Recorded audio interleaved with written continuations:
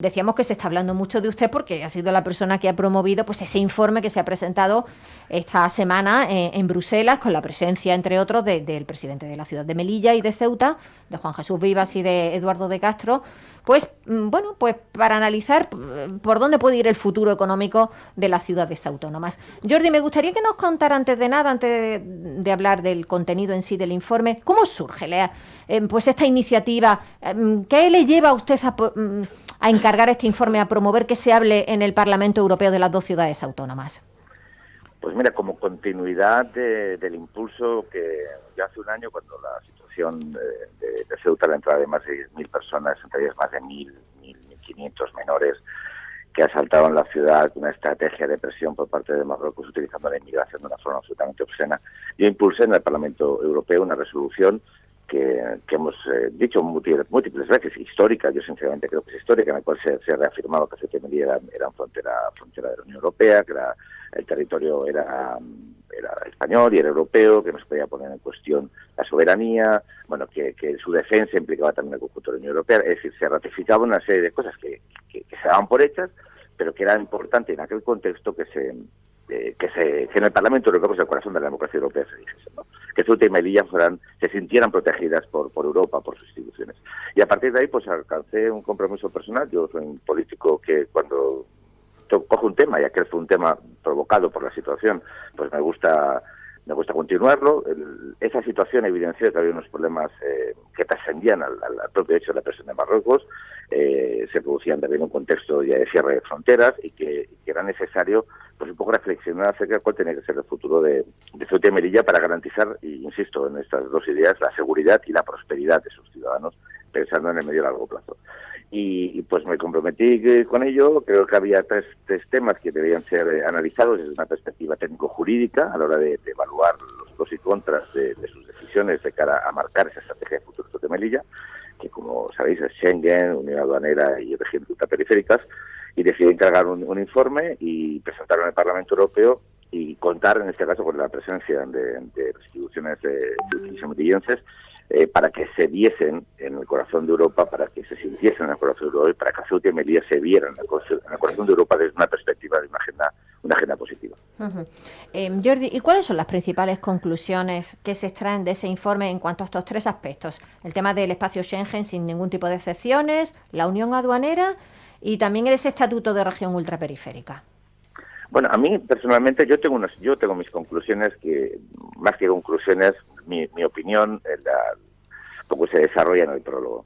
Pero yo no quiero extraer las conclusiones. Este es un informe que lo que busca es que genere un debate, se genere una reflexión, se busquen algunos consensos y sobre todo se sepa qué quiere la mayor parte de los ciudadanos de Ceuta, qué quieren la mayor parte de los ciudadanos de Melilla, entendiendo que esas decisiones, que son decisiones que tienen una componente pues jurídica, de estatus, tienen ventajas y suponen inconvenientes, y que hay que conocer esas ventajas para aprovecharlas, y que hay que conocer los inconvenientes para intentar minimizarlos o evitarlos. Pero que esa es una decisión que en el fondo, y el impulso a que se tomen estas medidas, que siempre se tendrán que tomar desde el gobierno de España, son las transformaciones o los inicios de procedimientos, tanto en la entrada efectiva en Schengen como en la Unión Aduanera, como la solicitud de región ultraperiférica, son cuestiones que tiene que impulsar el gobierno de España, pero sí que es cierto que sería, personalmente a mí, pero yo digo, las decisiones de los ceutíes y melillenses, con absoluto respeto, pero que a mí me gustaría que se conociera qué opina la mayoría de la sociedad de Melilla y qué opina la mayoría de la sociedad de Ceuta. Y si en Ceuta y en Melilla quieren que esos procedimientos se inicien, y a partir de ahí pues poder presionar a este o otro gobierno para que en las estrategias de futuro que se adopten sobre Ceuta y Melilla se tengan en cuenta estos tres factores que sirven para profundizar las relaciones institucionales y en la arquitectura institucional de Ceuta y Melilla en la Unión Europea, que personalmente considero que tiene que ser el futuro de Ceuta y Melilla. Supongo que independientemente de lo que se decida en uno y otro aspecto, será clave el consenso, primero en el seno de las asambleas de las ciudades autónomas y después en el gobierno central, ¿no, Jordi? Sí, pero a mí me gustaría, mira, fíjate, el informe justamente lo que tiene es la voluntad de generar, digamos, unos elementos, unos argumentos y unas informaciones que permitan un debate sereno, constructivo, que las opiniones se fundamenten en datos, Es decir, no es. Yo creo que, o a mí me parece que no. Mira, yo después de entender los pros y contras y los procedimientos, considero que debemos hacerlo o no. Pero que el punto de partida en la discusión, en la reflexión y en el diálogo sea común. Y después, yo lo que espero, como en general me gusta, mira, aquí en Europa tenemos una perspectiva de la negociación política más cooperativa que competitiva. Yo creo que son temas de país, en general de España, son temas también de ciudad, de Melilla y de Ceuta, y sería bueno que los argumentos políticos se sentasen en ese futuro y no en el pim-pam-pum diario. Es decir, yo creo que son instrumentos, son palancas de cambio, que la reflexión política debería tenerlas fuera de, digamos, la lógica normal del debate político, que repito, que es legítima, pero que yo creo que los temas estratégicos merecería la pena que se hiciera un esfuerzo por buscar. Mira, los consensos son unanimidades, y a mí en general las unanimidades no me acaban no me parecen un procedimiento que democráticamente sea el mejor siempre, ¿no? Pero sí que es cierto que las mayorías, los consensos mayoritarios, sirven para definir qué quiere una sociedad, ¿no? Y yo muchas veces, y eso desde la distancia a veces quizás se percibe más, siempre se está hablando de Ceuta y Melilla, pero casi nunca hablan los ceutíes y los melillenses. Casi nunca se sabe qué opinan ellos, aparte de que son los que sufren la presión migratoria, la sensación de soledad, de abandono, de un poco de duda sobre el futuro. Nunca llega, o al menos no llega no llega al conjunto de Europa, ¿qué opinan los ceutíes y melillenses? Y yo, si este informe sirve humildemente para generar un debate, una reflexión constructiva que busque o que intente determinar esas mayorías, pues yo creo que será en sí mismo, pues entonces una buena noticia, ¿no? Uh-huh. Estamos en una tertulia y un compañero, José Manuel Girbal, le va a plantear una cuestión. Jordi. Sí, señor Cañas, claro, ¿qué tal? Muy buenas tardes. A mí, por traducir un poco al lenguaje de la calle, me gustaría saber cuáles son las ventajas y los inconvenientes que tenemos los melillenses de cara a la península, al resto del territorio nacional. Sabemos que aquí en Melilla contamos con una serie de ventajas fiscales, pero también tenemos como inconveniente el hecho de que no podemos producir ningún tipo de mercancía porque no pertenecemos a esa, en principio, entre comillas, tan ansiada unión aduanera. También es cierto que los partidos, cuando están en la oposición, quieren la unión aduanera y cuando están gobernando no la quieren. Entonces me gustaría conocer qué supondría para Melilla, colocar algunos ejemplos, entrar de hecho en la unión aduanera. ¿Y por qué ocurre esto? ¿Por qué cuando se gobierna no se quiere y al contrario? Bueno, y última pregunta, pues no se la sabía responder, más allá de esa forma de hacer política que yo personalmente no comparto. Es que yo creo que cuando uno tiene una propuesta política, la tiene en la oposición y la intenta ejercer cuando era gobierno. Repito, estas tres peticiones, tanto incorporarse definitivamente a Schengen, unión aduanera, no dependen de la ciudad de Melilla ni de la ciudad de Ceuta, porque eso depende del gobierno de España. Pero sí que es bueno que quien en la oposición lo defiende, cuando esté en el gobierno lo defienda. No lo va a poder hacer, pero sí lo va a poder impulsar, va a poder pedirle al gobierno de España que lo haga y lo hace de una forma recurrente. Y si el gobierno coincide con el color político de la ciudad, pues en teoría tendría que ser mejor, ¿no? Porque eso tenía que ser en el programa electoral del partido de gobierno a nivel nacional. Vale, pero dicho esto, ¿no? Las ventajas, mire, yo creo, la pregunta es, ¿qué son mayores, las ventajas o los inconvenientes? Y sobre todo, ¿qué es peor? ¿Hacer eso o no hacer nada? Mire, en Ceuta y en Melilla han vivido ustedes una situación de cierre de fronteras durante 2 años.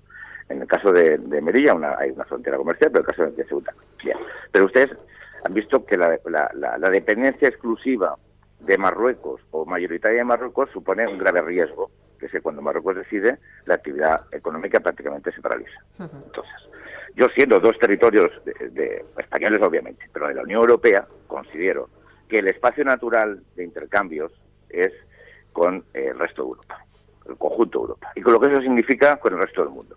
¿Eso significa no tener relaciones con Marruecos? En absoluto. Pero es que no son incompatibles, no, para nada. Lo que sí que es cierto es que mientras más perteneces al entramado institucional, de la arquitectura institucional y económica del conjunto de España y de la Unión Europea, tienes no una alternativa, sino tienes tu espacio natural. Entonces, la pregunta es, ¿qué pasa si no hacemos nada? Bueno, pues ya lo han comprobado ustedes. Entonces, ¿esto se puede mantener esa espada de Damocles permanentemente? Yo considero que no, pero repito, esta es mi opinión. Entonces, mi opinión en esto solo es a título de inventario. Lo importante es lo que opinen ustedes. Yo personalmente considero que es importante reforzar, y más en este mundo tan cambiante, las relaciones. O sea, hay muchos países que quieren entrar o quieren ser socios de la Unión Europea por las ventajas que significa poder comerciar con la Unión Europea, de mantener relaciones comerciales, económicas con la Unión Europea. Bueno, si pudieran institucionales ya ni les digo. Entonces, territorios europeos que, bueno, pues que tengan limitaciones a eso, pues yo sinceramente considero que debería como mínimo reflexionarse, porque no es incompatible. Y además, porque la entrada, por ejemplo, a la Unión Aduanera siempre, y yo eso también se lo digo personalmente, sería si se mantienen las singularidades fiscales de Ceuta y Melilla. Ocurre en Canarias, claro, en Canarias ocurre esto. Está en la Unión Aduanera, pero mantiene su singularidad fiscal. Por lo tanto, tienes lo mejor de ambos mundos. Pero siempre, repito, con algunos inconvenientes. Yo, por favor, también les pido y insto a que aquellos que les interese que lean el informe, porque realmente es muy exhaustivo y explica bien. Y aparte explica las interrelaciones entre entrar en Schengen y la Unión Aduanera, porque son dos decisiones que parecen independientes, pero que están muy ligadas. Irene Flores le va a plantear otra cuestión, Jordi. Sí. Buenas tardes. Ante todo, agradecerle pues esta iniciativa que creo que era necesaria para dar un revulsivo a asuntos que llevamos tratándolo ya décadas, pero que nunca terminamos de abordarlos con seriedad hasta que le hemos visto un poco las orejas al lobo y que, como dice mi compañero José Manuel, pues desgraciadamente en política se ha tratado con posturas muy divergentes según que los partidos estén en el gobierno o en la oposición.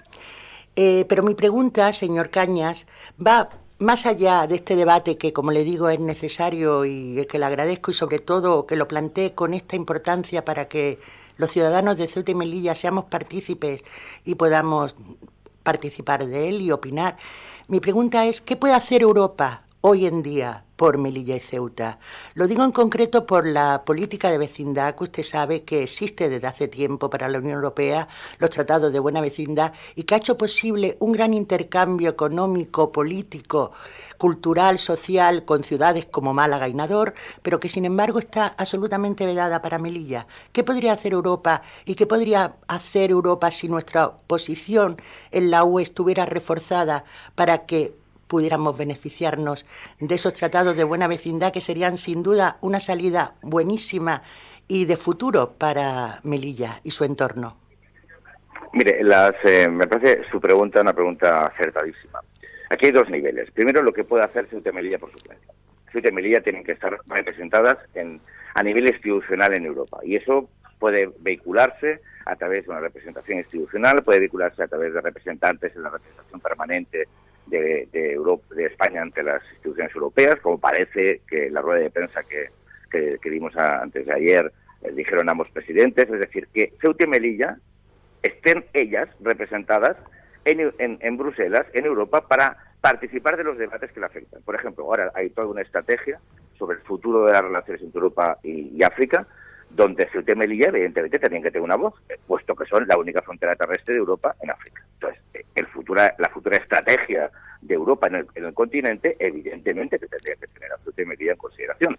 Pero eso necesita que haya una representación que permanentemente esté analizando los diferentes debates que están produciendo en las políticas estratégicas de la Unión Europea y las intente aportar su opinión y, sobre todo, que se visibilice su presencia. Yo decía que estos días ha sido importante porque hemos puesto a Ceuta y Melilla en el mapa de las instituciones europeas. Llegabas al Parlamento Europeo y veías Ceuta y Melilla por dos lados y la gente preguntaba, ¿esto qué es? ¿Verdad?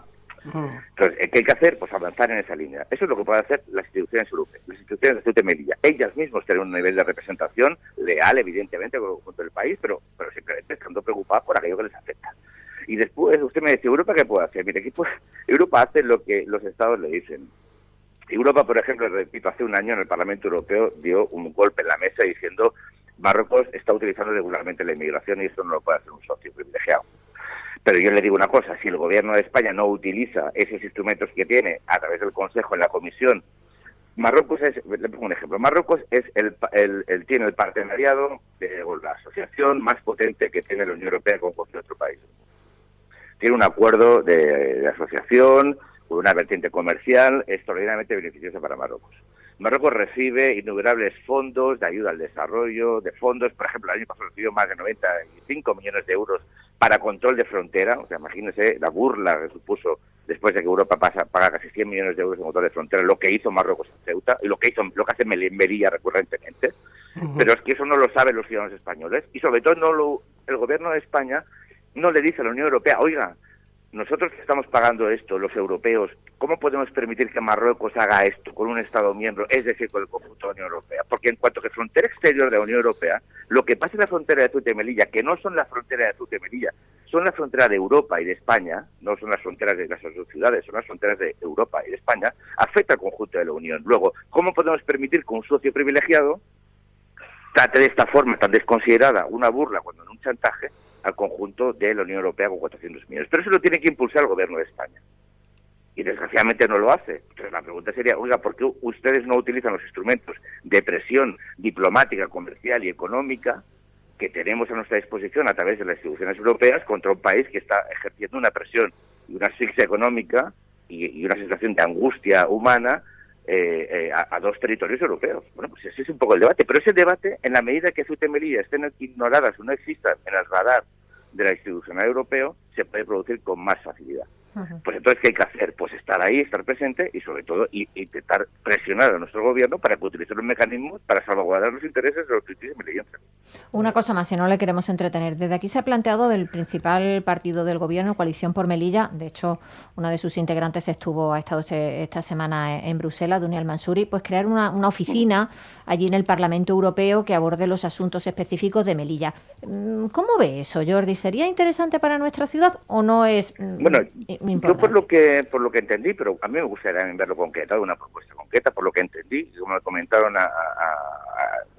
aquí durante la celebración del evento, fue que en las reuniones que ha habido con la representación permanente, que es la embajada de España ante las instituciones europeas, que tiene una serie de consejeros que tratan todos los temas relevantes de infraestructuras, economía, inmigración, que se podía ofrecer, de hecho el gobierno de España había ofrecido y ofrece en general sus representaciones para que las comunidades autónomas puedan enviar un representante permanente allí para trabajar por los intereses. Entonces, que parecía, pero yo creo que sería mejor que se lo preguntasen a los gobiernos, en su caso el gobierno de Melilla, la fórmula para mantener esa presencia permanente.